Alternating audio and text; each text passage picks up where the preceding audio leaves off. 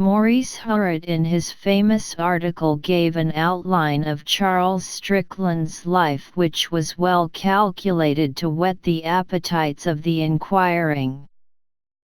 With his disinterested passion for art, he had a real desire to call the attention of the wise to a talent which was in the highest degree original, but he was too good a journalist to be unaware that the human interest would enable him more easily to effect his purpose.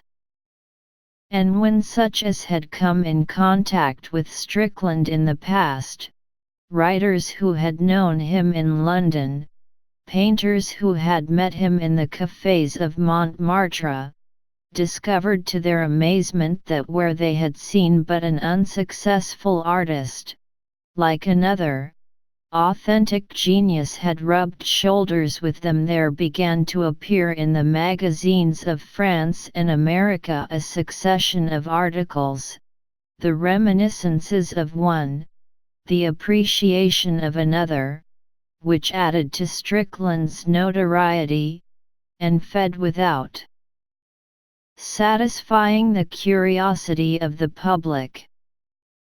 The subject was grateful, and the industrious Whitebreck Trotholtz in his imposing monograph has been able to give a remarkable list of authorities. The faculty for myth is innate in the human race.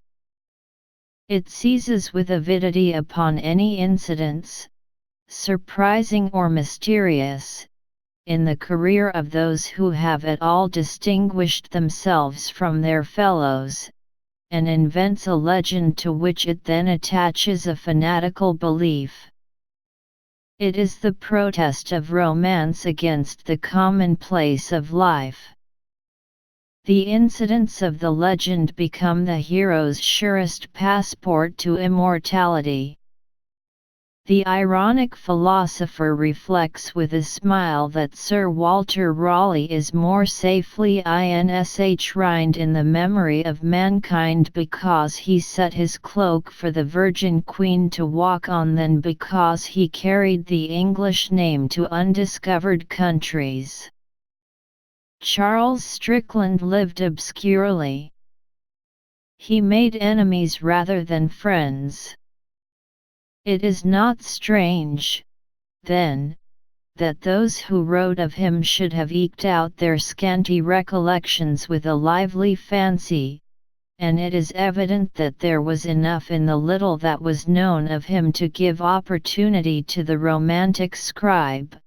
There was much in his life which was strange and terrible, in his character something outrageous, and in his fate not a little that was pathetic. In due course a legend arose of such circumstantiality that the wise historian would hesitate to attack it. But a wise historian is precisely what the Rev.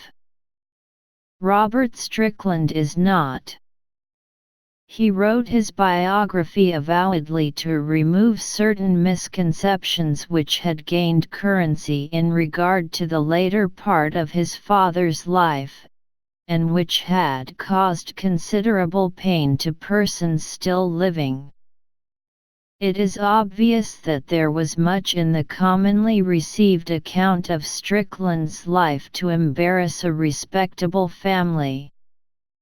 I have read this work with a good deal of amusement, and upon this I congratulate myself, since it is colorless and dull. Mr. Strickland has drawn the portrait of an excellent husband and father, a man of kindly temper, industrious habits, and moral disposition. The modern clergyman has acquired in his study of the science which I believe is called exegesis an astonishing facility for explaining things away, but the subtlety with which the Rev.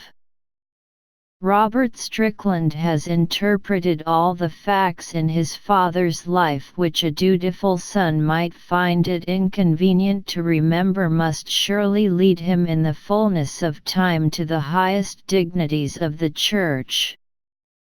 I see already his muscular calves encased in the gaiters episcopal. It was a hazardous, though maybe a gallant thing to do, since it is probable that the legend commonly received has had no small share in the growth of Strickland's reputation, for there are many who have been attracted to his art by the detestation in which they held his character or the compassion with which they regarded his death, and the son's well-meaning efforts threw a singular chill upon the father's admirers.